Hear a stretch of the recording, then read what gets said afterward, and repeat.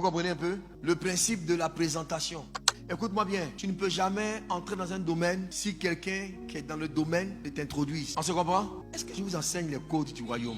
Écoute-moi très bien, hein? Quelle que soit ton intelligence, quel que soit ton savoir-faire, tu ne seras jamais riche si un riche ne t'a pas introduit dans la richesse. Ça, c'est un principe de la vie. Pour arriver dans un domaine, quelqu'un doit te présenter. C'est pour ça que quelqu'un finit son diplôme, hein, docteur, pour devenir docteur, docteur en droit, docteur en médecine, hein, tu as étudié, tu es intelligent, très calé, peut-être même tu es plus calé même que ton professeur de stage ou bien tes dévanciers. Mais tu n'es pas docteur jusqu'à ce qu'il y ait des docteurs, n'est-ce pas? Une table, des jurys qui vont t'écouter, qui vont t'éprouver. À la suite, ils vont te dire, on te fait aujourd'hui docteur. Et ils vont t'habiller. C'est eux-là qui t'introduisent dans la dimension. C'est comme ça la consécration même pour devenir homme de Dieu, devenir pasteur. Tu peux avoir toutes les révélations. Tu connais même le surnom de Gabriel au ciel. C'est-à-dire que Cécile attend, on l'appelle Gabriel, mais au ciel, on l'appelle peut-être Gabi.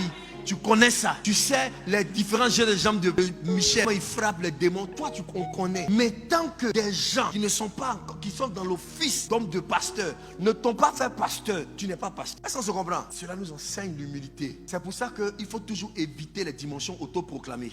Toi seul, tu t'autoproclames prophète et même tu mets encore des nations.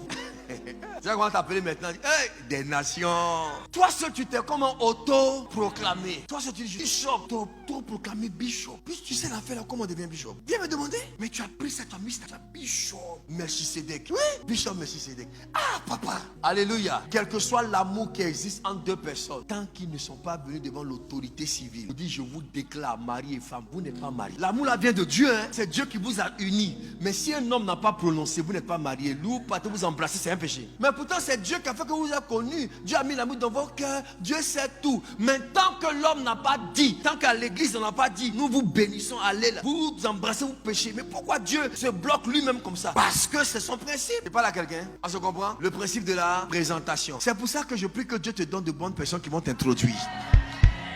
Des gens qui doivent t'introduire.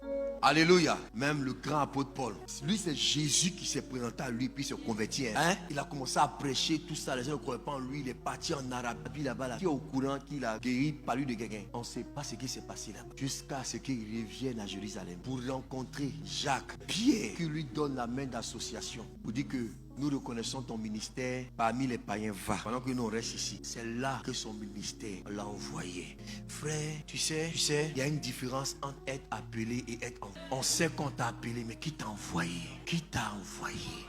On t'a pas envoyé. Toi seul, tu es parti parce que tu as un don de prophétie. Ah, papa. C'est comme ça que beaucoup meurent rapidement. Pourquoi? Parce qu'ils ont